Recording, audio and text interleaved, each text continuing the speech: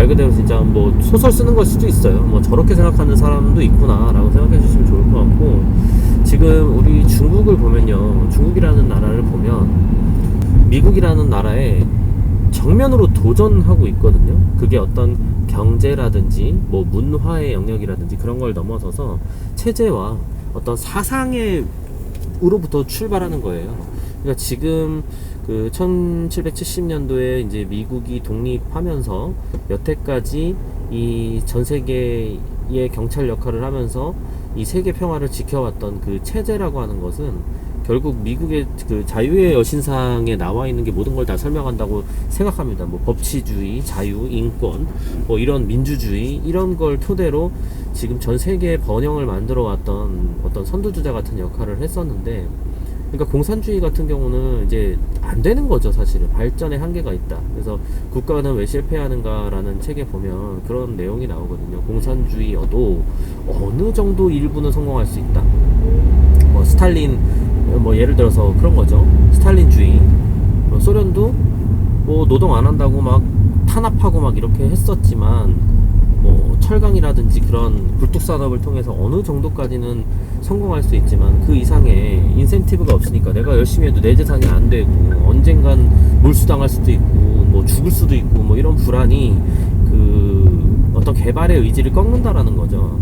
산업의 어떤 성장을 꺾는다라는 거죠. 그래서 그 이상은 성공하기가 어렵다라는 것은 이미 역사가 다 증명을 하고 있는 거고, 그러니까 공산주의 안 돼. 민주주의가 답이야.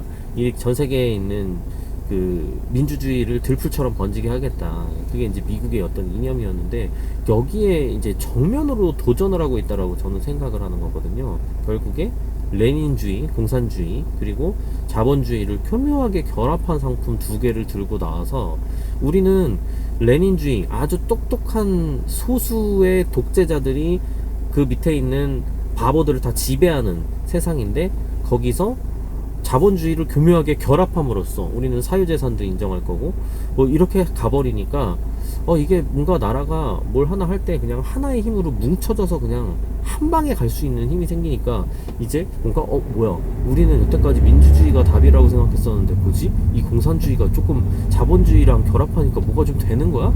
이렇게 시장을 지금 전 세계의 어떤 체제 자체를 흔들려고 하는 모양새로 보이거든요, 저는. 그리고 중국 같은 경우가 지금 아프리카에다 지금 뭐 철도도 놔주고 막 온갖 기반공사들을 되게, 국가 기반 산업들을 되게 많이 해주고 있어요. 그건 현대판 어떤 속국을 만들려고 하는 것이 아닌가라고 보는 거죠, 저는. 그러니까 예전에 이제 영주들한테 땅을 주고 이제 세금을 걷어들이는 그런 시대가 있었잖아요. 그런 중세시대나 이럴 때. 근데 이제 그럴 때를 비슷하게 따라하는 게 아닌가, 그런 생각을 해요. 그래서 특히 아프리카 같은 경우는 아직도 후진국이 너무 많고, 또 지금 아직 뭐 콩고 뭐 이런 데는 뭐 너무 심하잖아요. 뭐 노예제가 있다라는 소문도 있고 막. 그러니까 그런 나라에 기반시설을 지어주고, 그런 나라의 왕에게, 대통령에게 너 내 말 잘 들으면 너 평생 호의호식 할 수 있게 해줄게, 이렇게 지금 꼬셔서 지금 거기에 있는 천연 자원들이나 광물 이런 것들을 다 지금 중국의 어떤 경쟁력으로 만들려고 하는 것이 아닌가, 그런 생각이 들어요. 그래서 결국에는 중국이 이제 세계에서 가장 강한 국가로 거듭나게끔 만드는 것이 시진핑의 목표고, 지금 얘기가 너무 많이 돌긴 했지만 이 배경을 꼭 말씀을 드려야 되는 게, 그 배경에는 중국이 지리적인 문제가 하나 있습니다. 그러니까 미국처럼 강해질 수 없는, 세계 최강대국이 될 수 없는 이유는 제가 생각하기에는 중국이 지리적인 요인이 있다라는 거예요. 그러니까 미국은 캐나다가 위쪽에 있고 멕시코가 밑에 있고 양쪽에는 다 바다가 있기 때문에 천연 요새처럼 이렇게 나라를 지킬 수가 있는데, 중국은 그렇지가 않아요. 일단 위쪽으로는 이제 몽골로 막혀 있고, 아래쪽에는 뭐 인도랑도 접경해 있고, 그리고 가장 중요한 건 중국이 지금 해군이 진출할 수 있는 통로가 지금 대만에 딱 막혀 있거든요. 나가는 길이 대만에 막혀 있어요. 그러니까 중국의 입장에서는 대만이라고 하는 나라가 굉장히 아픈 손가락이에요. 자기네 나라라고 지금도 생각하고 있고, 이게 우리 중국이 세계로 뻗어져 나가는 데 있어서는 반드시 대만을 먹어야 된다라는 생각을 가지고 있을 거란 말이죠. 그래서 대만을 먹어야 그 영토를 기점으로 해서 세계로 해군이 뻗어져 나갈 수 있는 통로가 마련이 되는 거라고 생각을 하거든요. 그러니까 언젠가 정말 중국이 대만을 먹으려고 할 것이다. 이게 저의 생각이에요. 적어도 시진핑 임기가 끝나기 전에는 뭔가 시도하지 않을까라는 생각인데, 문제는 그걸 지금 뭐 미국이 가만두지 않을 것이다 라는 생각인 거죠. 그러면 가만두지 않겠다라는 건 결국 뭐냐면, 지금 AI 패권 국가로 거듭나는 데 있어서 가장 중요한 게 반도체인데, 금광을 캐는데 곡괭이 같은 그런 거죠. 그럼 반도체인데 결국에는 그 반도체의 시장 점유율이 지금 뭐 60% 파운드리 이상 되는 기업이 TSMC예요. 그러면 만약에 중국이 TSMC를 먹어서 파운드리 수출을 안 하겠다, 뭐 만약에 정말 극단적으로 얘기해서 조절하겠다, 뭐 만약에 이런 식이 되면은 완전히 이거는 멱살을 잡히는 거거든요. 그러니까 ASML이 지금 노광 장비를 수출을 안 해서 중국 반도체가 지금 추격이 굉장히 늦어지고 있는 것처럼, 만약에 TSMC를 먹은 다음에 TSMC를 중국이 완전히 묶어버린다고 하면 이거는 굉장히 큰 문제가 될 수가 있기 때문에 미국에서는 반드시 대안이 있어야 된다. 그러면 지금 그 대안을 수행할 수 있는 기업이 누가 있냐라고 따지면 삼성전자밖에는 없는 거예요. 뭐 인텔이 물론 있긴 있었지만, 글쎄 뭐 이제 지금 뭐 인텔을 생각하는 사람은 제가 볼 때 없는 것 같고, 그러면 사실 현실적으로 파운드리를 할 수 있는 회사가 지금은 삼성전자, TSMC 두 개밖에 없는데, 삼성전자는 심지어 D램, SSD, 그 다음에 HBM까지 다 만들 수 있단 말이죠. 그러니까 메모리, 비메모리를 다 만들 수 있고, 거기에 파운드리까지 턴키로 만들 수 있는 전 세계의 유일무이한 회사가 삼성전자다라는 거예요. 지금 삼성전자의 위치가. 그래서 물론 이건 중장기적으로 봐야 되는 문제이긴 하겠지만, 지금 빅테크 기업들이 삼성전자한테 계속 러브콜을 보내고 있는 것은 단순히 쇼티지, 공급 부족의 이유가 아니라 다른 이유가 있을 수도 있다. 미래 더 앞을 내다보고 그런 것들을 대비하는 차원에서 지금 삼성전자한테도 일을 좀 줘보자, 얘네들도 파운드리를 만들 수 있게끔 해놓자, 이런 생각이지 않나라는 거고, 지금 테일러 공장 같은 경우는 이제 다 지었죠. 그리고 이제 내년부터 실제 생산에 들어갈 것으로 보여지거든요. 내년 한 하반기 정도? 상반기 좀 지나면 아마 되지 않을까. 그래서 지금 소부장 기업들이 많이 장비를 들여놓고 있어요. 들이고 있는 상황이고, 그러면 이제 소부장 기업들도 지금 실적이 좋게 나오는 기업들이 있을 거라고 봅니다. 그러니까 내년 공장이라는 게 지었다고 해서 뭐 바로 돌아가는 건 아니니까, 뭐 시운전도 해봐야 되고, 뭔가 잘 안 되는 거 있으면 고치기도 해야 되고 막 이러니까, 삼성전자 파운드리가 이제 내년부터는 이제 매출이 본격적으로 이제 폭발하기 시작하는 시기가 올 거라고 생각을 하거든요. 그러면 우리가 이렇게 비교해 볼 때, 지금 전 세계에서 가장 병목이 많은 것이 램, SSD, HBM 이런 것들인데, 그런 것들을 지금 세계에서 1위로 만들고 있는 기업이 파운드리까지 진출한다. 지금 TSMC가 시총이 2,600억인가 될 거예요. 2,200억 아니면 2,600억 그 정도 돼요. 근데 지금 삼성전자 시총이 이제 막 1,500억 막 이렇게 내려왔단 말이에요. 1,400억? 그러니까 지금 TSMC보다 월등히 좋은 회사가 반값에 거래가 되고 있다라는 겁니다. 그리고 ADR 상장 지금 당연히 저는 할 거라고 생각을 하는 것이고, 해외 인재 수급을 위해서라도 아마 삼성전자 시도할 거라고 생각을 하는 거고, 지금 단기 호재로 봤을 때는 배당, FCF가 지금 그 얼마나 남을지는 모르겠지만 삼성전자가 주주들한테 약속한 게 있기 때문에 배당을 해야 되거든요. 그럼 보통 10,000원에서 15,000원 사이가 될 건데, 보통 기업들이 배당할 때 이제 배당금이 너무 커지잖아요. 지금 이렇게 되면. 그러면 그거를 조금 아까우니까 좀 꼼수를 쓰기도 해요. 그러니까 M&A 할 거 있으면 지금 해버리는 거지. 어차피 우리 회사 살려고 했어, 로보틱스 살려고 했어. 그러니까 막 그냥 큰 회사 막 사버리는 거지. 그러면 FCF가 줄어드니까 주주들한테 배당할 수 있는 몫이 좀 줄어들겠죠.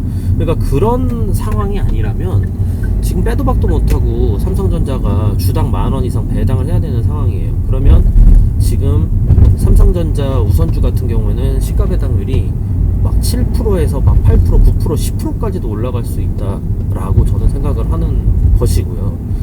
그리고 지금 또 하나는 이제 피터 린치가 항상 하는 얘기인데, 주변에서 내가 보는 물건들, 내가 쓰는 물건들에서 아이디어를 얻어라, 뭐 이런 얘기 많이 하고, 주식농부 박영욱 대표님도 그런 말씀을 하셨던 걸로 알고 있는데, 삼성전자 갤럭시 폴드 8이 너무 잘 나왔어요. 이거 단기적인 이슈인데. 그러니까 저는 원래 최신형 핸드폰을 안 사거든요.